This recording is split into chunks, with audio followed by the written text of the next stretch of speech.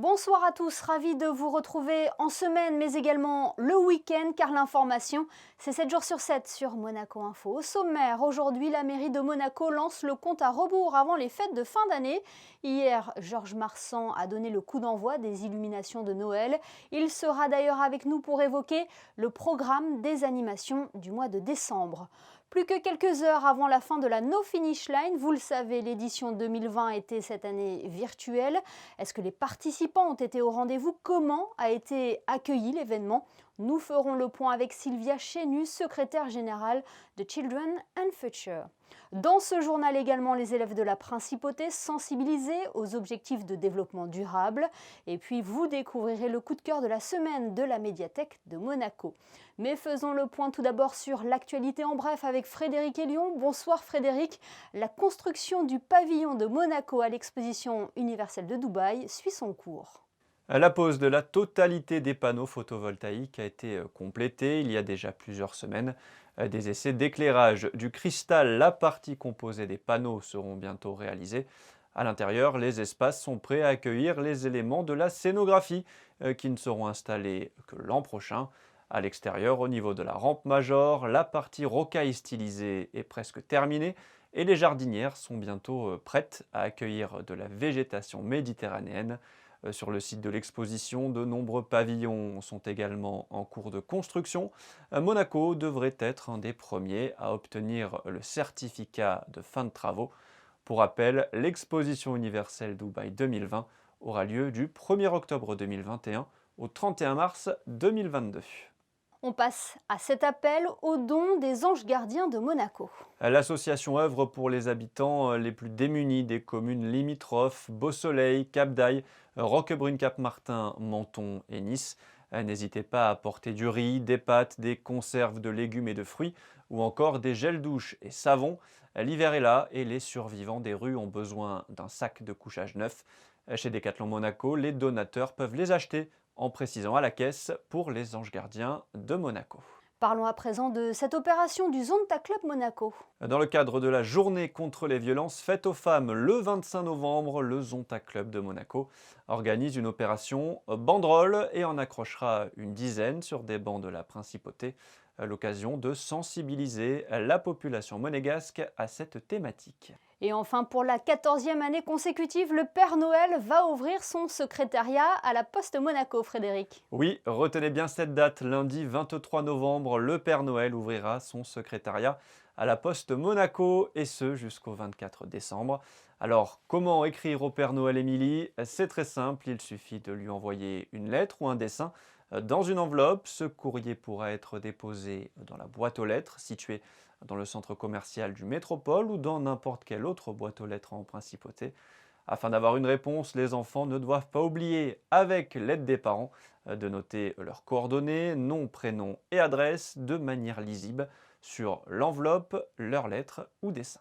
Merci Frédéric. Restons dans le thème des fêtes de fin d'année. Hier, la mairie de Monaco a lancé le compte à rebours avant Noël en donnant le coup d'envoi des illuminations. Un air de fête dans une situation, vous le savez, particulière. Une façon aussi de montrer que l'on conserve certaines traditions malgré le contexte actuel et que la vie continue. Bonsoir Georges Marsan. Bonsoir. Comment la mairie de Monaco envisage ces fêtes de fin d'année? Cette année, les illuminations ont commencé donc hier le 20 et vont s'arrêter le 4 janvier. Nous avons mis, comme chaque année, beaucoup de décors. Il y a plus de 100 décors transversaux. On a plus de 600 lampadaires qui sont décorés. Et nous avons autour, dans Monaco, 19 scénographies, avec soit des plafonds lumineux, soit des personnages géants, soit des parterres qui sont illuminés. Des illuminations, on le rappelle, monsieur le maire, respectueuses de l'environnement. Nous avons des décors qui sont évidemment 100% LED, mais qui sont également éco-conçus.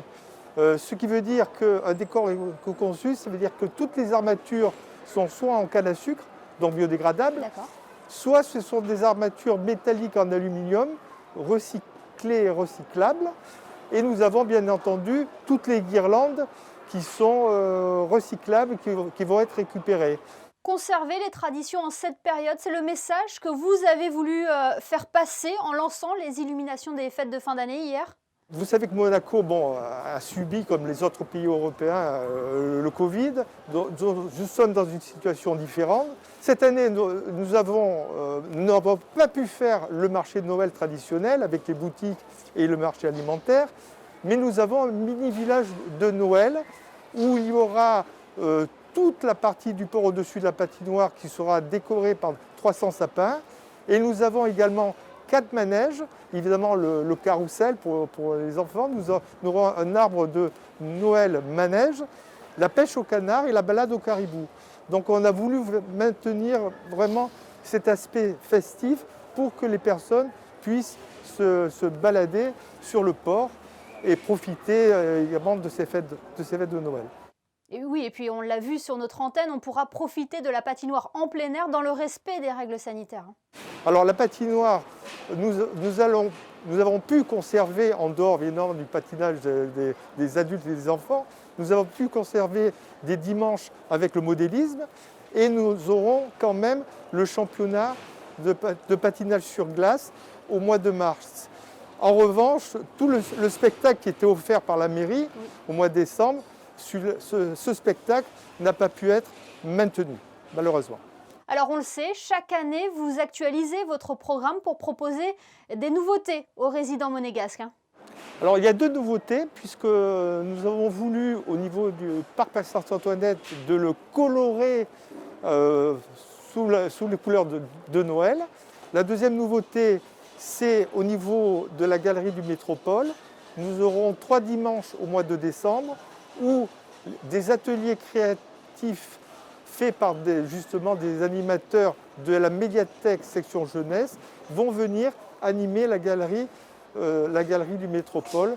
Donc, ça permettra d'animer un autre quartier de Monaco. Monsieur le maire, c'est la commune qui organise le feu d'artifice du Nouvel An. Est-ce qu'il est maintenu cette année?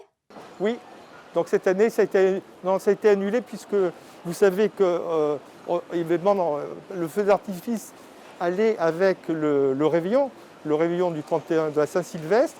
Et donc, à cause du contexte Covid, ce réveillon a été annulé et bien entendu, le feu d'artifice où beaucoup de gens sont regroupés a été également annulé. Merci beaucoup Georges Marsan d'avoir été avec nous ce soir. C'est un plaisir. Coup de projecteur à présent sur le festival Le Temps Presse. Chaque année, cet événement présente des courts-métrages en lien avec les objectifs de développement durable.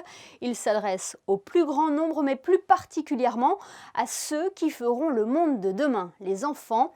Depuis de longues années, la direction de la coopération internationale collabore à cette opération en se rendant dans les différents établissements scolaires de la Principauté pour sensibiliser les élèves aux ODD des Nations Unies. Le reportage de Christine Datomel. Une tournée de sensibilisation pour parler des 17 objectifs de développement durable fixés par l'ONU en 2015. Pour cette 10e édition, l'accent a été mis plus particulièrement sur l'accès à l'éducation et sur l'entraide, des valeurs chères à la Principauté, Monaco étant un pays solidaire. Ce festival permet justement aux élèves de s'ouvrir sur le monde et de voir justement l'implication de Monaco dans les projets dans le monde pour aider les pays à se développer. Et ce sont des sujets qui touchent les enfants sur l'économie de l'eau, sur la pollution, et ce sont également des sujets qui sont inscrits dans nos programmes. Les enfants ont beaucoup de questions, sont très curieux. Ils aiment beaucoup aussi partager leurs expériences avec telle personne qui intervient dans telle association ou ce qu'ils ont pu voir à la télévision. Il y a beaucoup de choses qui ne vont pas, surtout que les enfants ne peuvent pas aller à l'école et que pas tout le monde a le droit de manger. Comment tu imagines la planète dans 10 ans? Comment tu aimerais qu'elle soit? Alors j'aimerais que tous les enfants peuvent aller à l'école et qu'ils peuvent manger. Et j'aimerais que tous les animaux de la planète ne soient plus abandonnés et que ça soit un monde joyeux et qu'ils peuvent durer le plus possible. Et un record pour cette 10e édition. 27 classes au total de 8 établissements de la Principauté participent à ce festival qui met cette année 5 films en compétition. Issus des classes de CM1, CM2, 6e et 5e, ce sont pas moins de 500 élèves qui visionneront d'ici quelques jours ces films avant de voter pour leur court-métrage préféré. La remise des prix du festival Le Temps Presse se tiendra fin mars à Paris. 1 euro reversé à Children and Future pour chaque kilomètre parcouru, c'est le principe de la No Finish Line. Lancée samedi dernier, cette course à la fois sportive et caritative s'achève demain, dimanche, à 15h. Cette année, la 21e édition était virtuelle, mais la mobilisation était au rendez-vous pour les enfants défavorisés. Nous sommes justement avec la secrétaire générale de l'association Children and Future. Bonsoir Sylvia Chénu. Bonsoir. Quel est le premier bilan que vous pouvez tirer de cette No Finish Line ? Bon, écoutez, nous sommes très satisfaits de ce premier bilan pour une édition très particulière. Compte tenu du contexte sanitaire qui a été quand même bien compliqué à mettre en place, mais nous avons souhaité malgré tout, et grâce au gouvernement princier, nous sommes arrivés à aller au bout de notre souhait de tout mettre en place. Et alors c'était un peu compliqué aussi parce que cette année c'est du virtuel et du connecté, donc nous avons, évidemment quand on n'a pas trop l'habitude d'utiliser des téléphones pour courir avec des applications, c'est un peu plus difficile. Mais nous avons passé le cap du premier week-end avec des petits problèmes inhérents à tout démarrage et depuis, ma foi, on arrive à avancer. Vous venez de le dire, malgré le contexte, il y a eu une belle mobilisation pour cette 21e édition. Combien de personnes ont participé ? Alors nous avons un petit peu plus de 6 000 inscrits. Donc tout le monde participe avec ses moyens, en fonction de ce qu'il est capable de faire.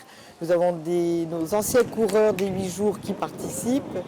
Nous avons aussi des personnes déjà plus âgées qui viennent, qui font beaucoup d'efforts et on remercie tout le monde de s'associer une fois encore à notre événement pour essayer de faire le maximum possible vu les conditions.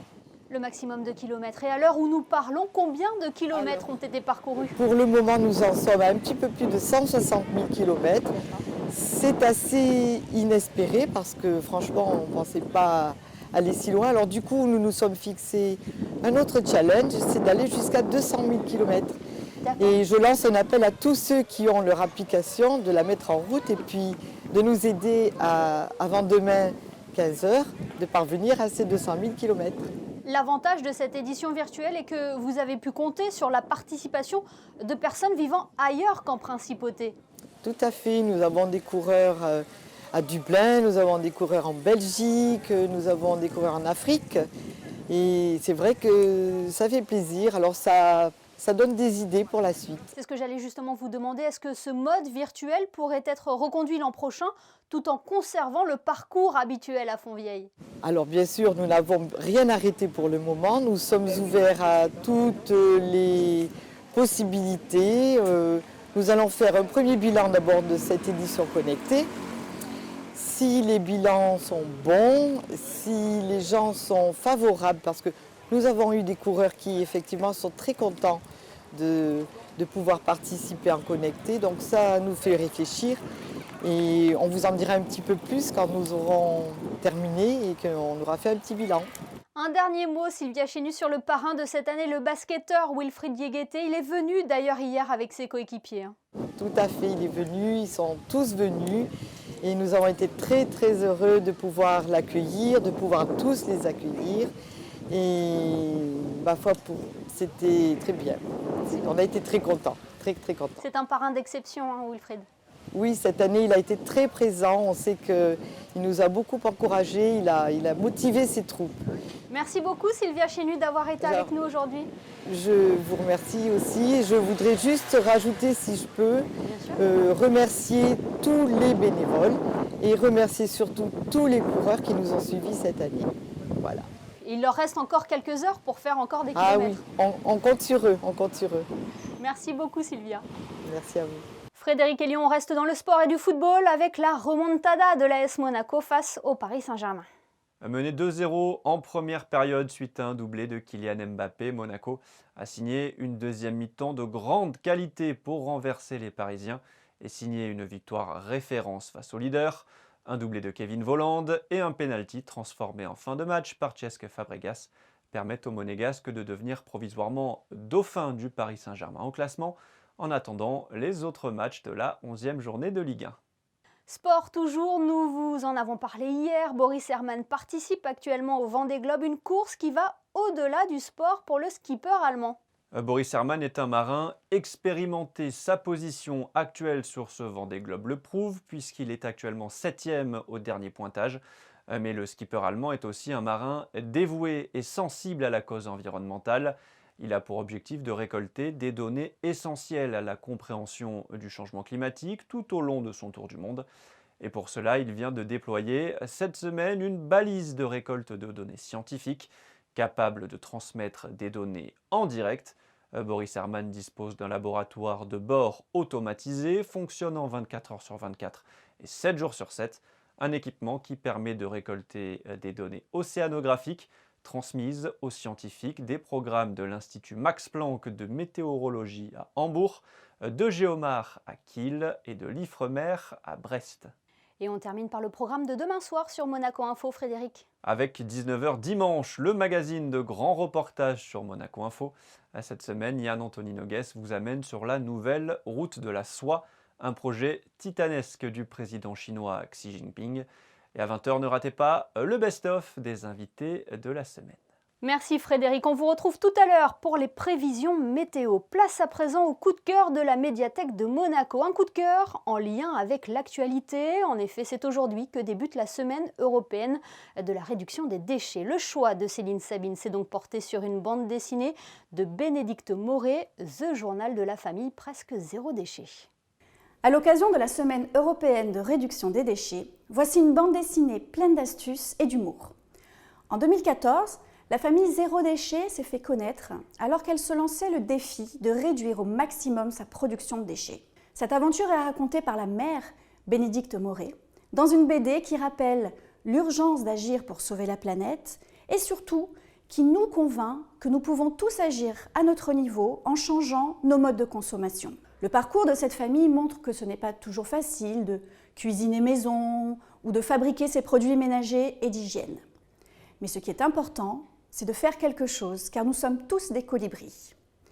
Vous retrouverez cet ouvrage ainsi qu'une sélection de livres et de nombreux liens sur le zéro déchet à la bibliothèque Louis Notary, ainsi que sur la page Espace vert et solidaire du site web de la médiathèque. Et d'autres ouvrages sur ce thème sont donc à découvrir à la médiathèque de Monaco. Sachez également que la bibliothèque Princesse Caroline est ouverte tous les samedis de 9h à midi jusqu'au 12 décembre. On retrouve Frédéric Elion pour les prévisions météo. Est-ce que le beau temps sera encore au rendez-vous dimanche, Frédéric ? Oui, les journées se suivent et se ressemblent. Émilie, dimanche, grand soleil prévu toute la journée avec très peu de nuages dans le ciel. Côté température, ça se rafraîchit encore un peu avec 8 degrés en début de matinée et 14 l'après-midi. Le soleil se lèvera à 7h32 pour se coucher à 17h. Dimanche 22 novembre, nous fêterons les Céciles. Merci Frédéric et merci à vous de nous suivre chaque soir sur Monaco Info, y compris le week-end. Sainte-Cécile est la sainte patronne des musiciens. Quoi de plus logique donc de se quitter en images avec les photos de Michael Alesi qui nous emmène dans les coulisses du clip d'Olivia Dorato réalisé avec l'orchestre des Carabiniers du Prince en hommage aux personnes qui se sont mobilisées pendant la crise sanitaire. On se retrouve demain sur Monaco Info pour le best-of de la semaine. Très bonne soirée à tous.